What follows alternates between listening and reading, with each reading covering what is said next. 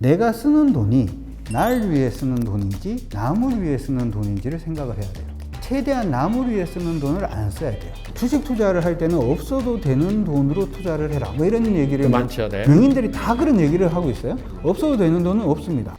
자, 그럼 세 번째 질문으로 바로 가보도록 하겠습니다. 세 번째 질문입니다. 자, 인플레이션에는 어떤 자산을 들고 있어야 할까요? 주식보다 금이나 달러가 낫지 않을까요? 이렇게 말씀해 주셨습니다. 안전자산 쪽으로 가야 된다라는 의견이신 것 같아요. 인플레이션이 오니까 아무래도 주식이나 이런 쪽은 좀 감소가 될 것이고 금이나 뭐 이런 쪽으로 많이 갈 것이다라는 기대 일반적이긴 합니다. 이 일반적인 질문에 어떻게 생각하시는지요? 동의하시나요? 인플레이션은 사실은 이제 물가가 올라가는 거죠. 주식이라든지 경제를 보실 때는 어떻게? 상대적으로 보시는 게 좋아요. 인플레이션에 대한 정확한 건 화폐 가치는 떨어지고 물가는 상승하고. 그렇죠. 1차 세계대전 끝나고 난 다음에 독일의 하이퍼 인플레이션이라든지 뭐 술에 끌고 가가지고 빵 하나 사오고, 베네수엘라 같은 경우에도 뗄감이 없으니까 돈을 떼는 게 이게 편하다, 뭐 이런 식으로.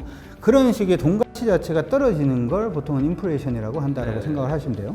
돈 가치가 떨어지기 시작을 하면은 자산 가치가 올라가죠. 인플레이션 돈 가치가 떨어진다는 거잖아요. 모든 자산 가치가 올라간다는 거예요. 돈을 제외한? 그렇죠. 금도 올라가고 부동산도 올라가고 주식도 올라가고 비트코인도 올라가고. 돈 가치를 떨어뜨리게 하기 위해서는 뭘 하면 되죠? 돈을 많이 찍으면 돼요. 네네. 저하고 똑같은 사람이 한 10명 정도 있으면 저는 가치가 별로 없어지겠죠. 그렇죠. 마찬가지로 돈을 많이 찍어내기 하는 시점부터 시작을 해서는 뭐가? 인플레이션이 생길 수 있는 겁니다. 인플레이션이 생기기 시작을 하면 뭐가 오른다고요? 주식도 오르고. 주식 다 오르죠. 코로나 할 때도 역시 마찬가지죠. 코로나 때 돈을 확 풀기 시작을 하니까 주식이 오르고 부동산도 오르고 다 오르기 시작을 하는 거고. 네. 자, 그러면 지금은 무슨 시점이냐 하면 인플레이션이 너무 심해지니까 돈을 줄이겠죠. 돈을 줄이는 방법은 두 가지가 있는데, 시중에 있는 채권을 우리가 만약에 팔잖아요. 네. 채권을 팔았으니까 돈을 받겠죠. 네. 이게 만약에 한국은행 입장이라면은 돈을 줄이기 위해서는 이제 그런 식으로 줄이는 방법이 하나가 있고요. 아니면 아예 금리를 올려버리면 사람들의 소비 자체가 줄어드니까 물건을 많이 못 사게 되죠. 딱 지금 촬영한 날이 7월 13일이에요. 예. 오늘 아침에 한국은행이 금리를 또 올렸습니다. 네, 금리를 올렸습니다. 그러면 지금은 인플레이션 초기가 아니잖아요. 인플레이션을 잡으려고 하는 시점이잖아요. 그렇죠. 인플레이션을 잡으면 뭐가 떨어질까요? 그러면 자산 가치는 다 떨어지겠죠. 주식 가격이 폭락을 하고 코인 가격이 폭락을 하는 가장 주된 이유가 금리를 올려서 유동성을 줄이니까, 인플레이션을 잡으려고 하니까 이게 가격이 떨어지는 거거든요. 부동산 얘기도 지금 그런 얘기를 하고 있죠. 지금의 금리 인상 자체가 계속 나올 거니까. 자, 그러면 지금은 뭐가 좋냐 하면 주식 투자해도 돼요. 하나 생각을 하실 거는 이거예요. 예전에 우리 뭐 터졌냐 하면은 IMF 터졌어요. 그렇죠. 시장이 거의 1000포인트부터 시작해서 얼마까지 빠졌냐면 270까지 빠졌어요. 미쳤죠, 그렇죠? 반은 반토막인가요? 아니죠, 거의 뭐 반에 반토막. 시간이 지나서 회복하면 다 회복해요. 1000포인트에서 만약에 500포인트까지 빠지면은 몇 프로 손실을 한 거예요? 맞습니까? 50% 난 거죠. 그러면 500포인트에서 1000포인트까지 올라가면 몇 프로 올라간 거죠? 500에서 1000포인트 가려면은 100가 올랐으니까 100%죠. 맞아요. 시장에서 여러분들이 주식을 지금 해도 된다라고 하는 그걸 기다릴 거냐? 두 번째로는 아예 인덱스를 사는 방법도 있습니다. 정액으로. 실수하는 게 뭐냐면 빠지면 안 사요. 내 얘기 같아. 탔는데 이 빠진단 말이죠. 기분이 안 좋거든. 앞으로도 사람들이 다 빠진대요. 그럼 사요, 안 사요? 안 사거든요. 이게 큰 실수입니다. 빠지면은 살 수 있는 게 더 많이 늘어나요. 10,000원짜리 ETF를 내가 10만 원치 산다라고 얘기를 하면 10,000원일 경우에는 얼마 사죠? 10주밖에 못 사잖아요. 근데 이게 폭락을 해서 5,000원이 됐어요. 그럼 몇 주 살 수 있죠? 20주를 살 수 있잖아요. 인덱스 투자를 할 때는 모은다라고 생각을 해요. 단가가 몇 프로 빠졌다가 중요한 게 아니라 이번 시장 빠질 때 내가 몇 개를 모을 것이냐. 그러니까 한마디로 모아간다는 개념으로. 그렇죠. 모아가면은 아까 얘기를 할 때 우리 IMF 터졌을 때도 다 회복했다 그랬죠.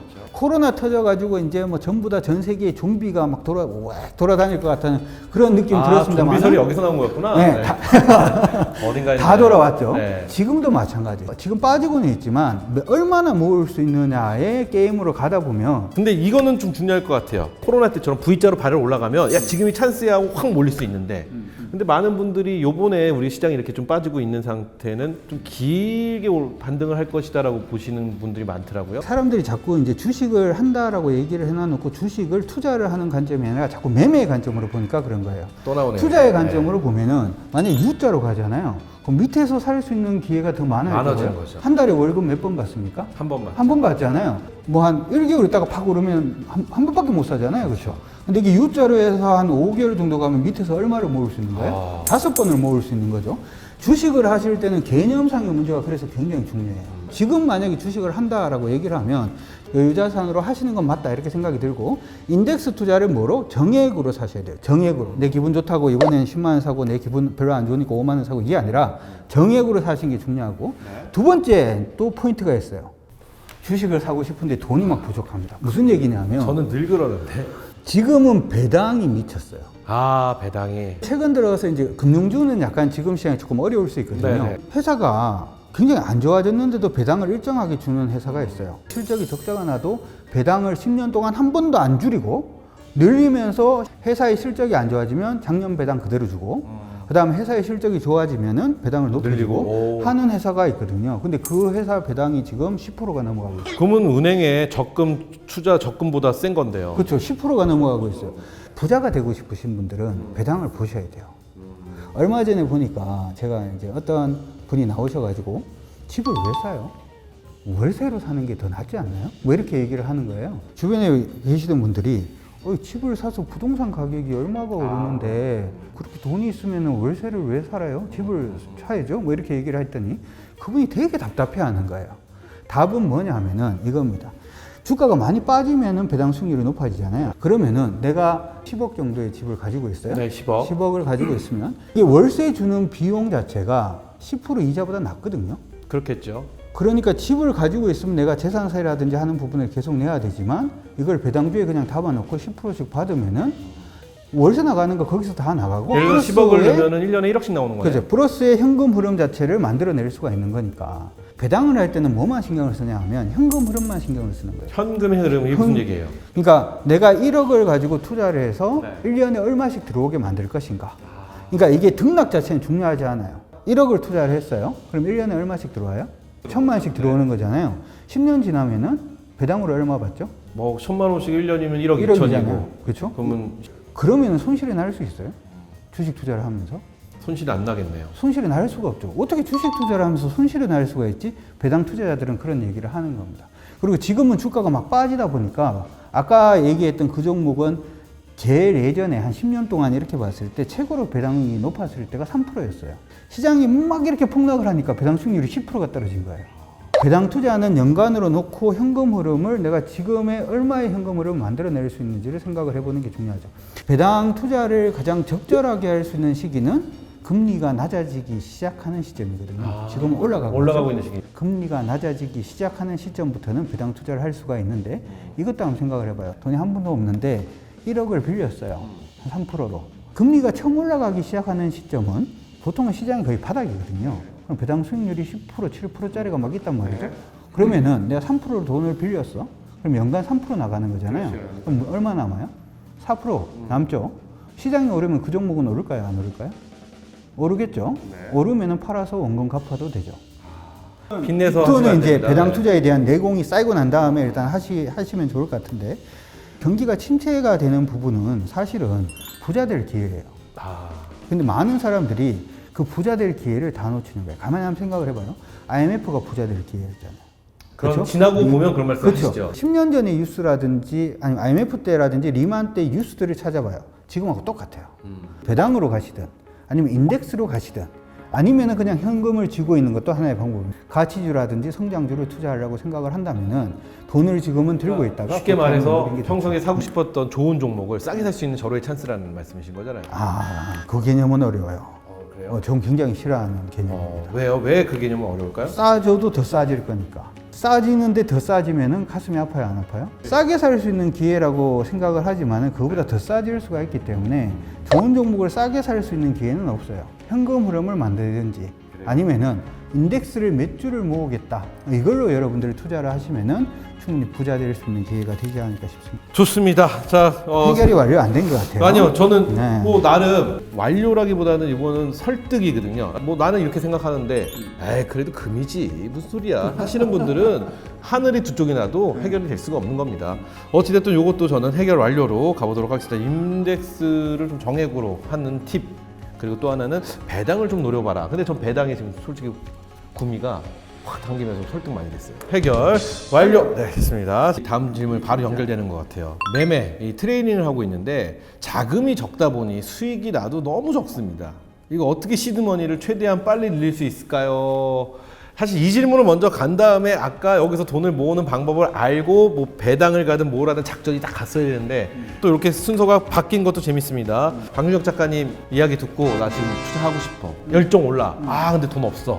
돈이 너무 없어. 은행에서 이자가 올라가서 돈 더 나가게 생겼고 집주인이 계속 자기 힘들다고 월세 올려달라고 그러고 집주인은 늘 힘들대. 그렇기 때문에 뭐 시드머니를 어떻게 과연 만들어야 되냐 고민 많이 하실 것 같습니다. 시드머니 만드는 비법 같은 게 혹시 있을까요? 그런 건 없겠죠? 시드머니를 최대한 빨리 늘릴 수 있는 방법을 생각을 하시는 분들은 빨리 늘릴 수 있는 방법은 없습니다. 없어요? 없어요. 그런 방법은 없습니다. 명확하게 아셔야 돼요. 조금 슬픈 얘기를 해드리면 돈을 빨리 모을 수 있는 방법이 왜 없냐 하면은 사람들이 돈을 모으기 위해서 굉장히 아껴 쓰려고 노력을 많이 해요. 절대 부자가 되지 못합니다. 주식을 무조건 해야 돼요. 뭘 구분을 해야 되냐면 내가 쓰는 돈이 날 위해 쓰는 돈인지 남을 위해 쓰는 돈인지를 생각을 해야 돼요. 최대한 남을 위해 쓰는 돈을 안 써야 돼요. 그 다음에 얘기를 해주고 싶은 게 뭐가 있냐면은 트레이딩은 젊을 때 저는 하는 거 아니라고 생각합니다. 사회초년생은 트레이딩 하면 안 돼요. 근데 현금 흐름이 중요하다고 그랬잖아요. 네네. 트레이딩은 현금 흐름이 아니에요. 근데 회사에서는 내가 계속 일을 하면 뭐가 나와요? 월급이 한 달에 한 번씩 월급이 나오잖아요. 이게 현금 흐름이거든요. 이 현금 흐름을 내가 포기하고 매매를 한다? 아니야. 절대 부자가 되지 못합니다. 그래 차라리 매매는 저는 어떻게 하시는 게 좋다고 생각을 하냐면 정년퇴임 하시고 난 다음에 사실은 주식 투자를 할 때는 제가 아까 배당 투자 얘기를 했잖아요. 배당은 살펴볼 거 별로 없어요.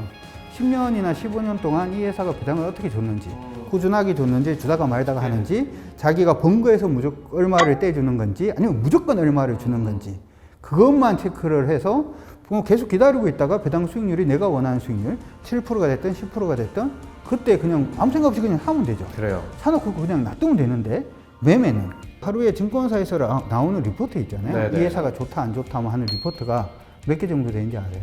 뭐 몇 개까지는 모르겠죠. 굉장히 많은 걸로 알고 네, 있습니다. 한 200개 정도 됩니다. 200개 정도 되는 리포트를 읽고 신용평가 자료도 봐야 되고 아니면 경제연구소 자료도 봐야 되고 보도 자료도 봐야 되고 뉴스도 봐야 되죠. 회사를 다닐 수가 없어요. 정년퇴임 하시고 난 다음에 해도 돼요. 그래서 매매 트레이딩으로 돈을 모을 생각을 저는 안 하셨으면 좋을 것 같습니다. 사회 초년생이나 아니면 잡을 가지고 있을 때는 무조건 현금 흐름, 배당이라든지 하는 부분에 대한 현금 흐름 쪽으로만 자꾸 생각을 하시는 게 저는 낫지 않을까 싶습니다. 저는 이게 너무 궁금해요. 이 자금의 크기. 뭐 부자는 많이 할 수 있고 뭐 돈이 없는 사람은 조금 해도 되는 거 아니냐라고 사람들이 얘기는 하겠지만 그래도 평균적으로 뭐 이런 거 있잖아요. 뭐 내 월급의 몇 퍼센트를 저금하라 뭐 이런 것처럼 도대체 이 트레이닝을 할 때 매매를 할 때 이 자금의 크기가 어느 정도 있어야지 지금 수익이 나도 너무 적으니까 이게 뭐 수익이 오는 것 같지도 않다 뭐 이런 느낌의 또 질문이기도 하잖아요. 한편으로는 작가님이 보시기에 적당한 자금의 크기는 어느 정도라고 보시나요? 뭐 은퇴하신 분들은 얼마 정도 뭐 이렇게. 돈이 많다 적다라고 하는 부분은 자기 기준이에요. 그렇죠. 일단은 자금이 작아서 수익이 너무 적다. 수익이 적은 걸 갖다가 신경을 쓰는 순간 돈 못 벌어요. 아 수익이 났음에도 불구하고 만족도가 없으면 무조건 그렇죠. 무조건 플러스가 나면은 잘한 거고 그걸 계속해서 이어갈 방법을 계속 생각을 해야 돼요. 그러다 보면 뭐 매매 한 번 했는데 10,000원 정도 이익이 났어. 어느 시점이 되면 10만 원이 되고 어느 시점이 되면 100만 원이 되고 연속성이 필요한 거니까 자금이 작다 이거는 고민할 문제는 이건 좀 아니라고 욕심 문제인 것 같아요. 욕심이라고 생각하기보다는 어느 정도 오르잖아요. 오르면 절반 정도는 차익 실현을 해놓으면 돼요. 이 습관처럼 절반 정도 차익 실현을 해놔놓고 그렇게 하시는 것도 저는 좋은 방법이라고 생각합니다. 좋습니다. 자 이렇게 해서 그러면 이것도 전반적으로 해결이 완료된 것 같습니다. 시드머니를 최대한 빨리 늘릴 수 있을까요?인데요. 이것도 해결 완료.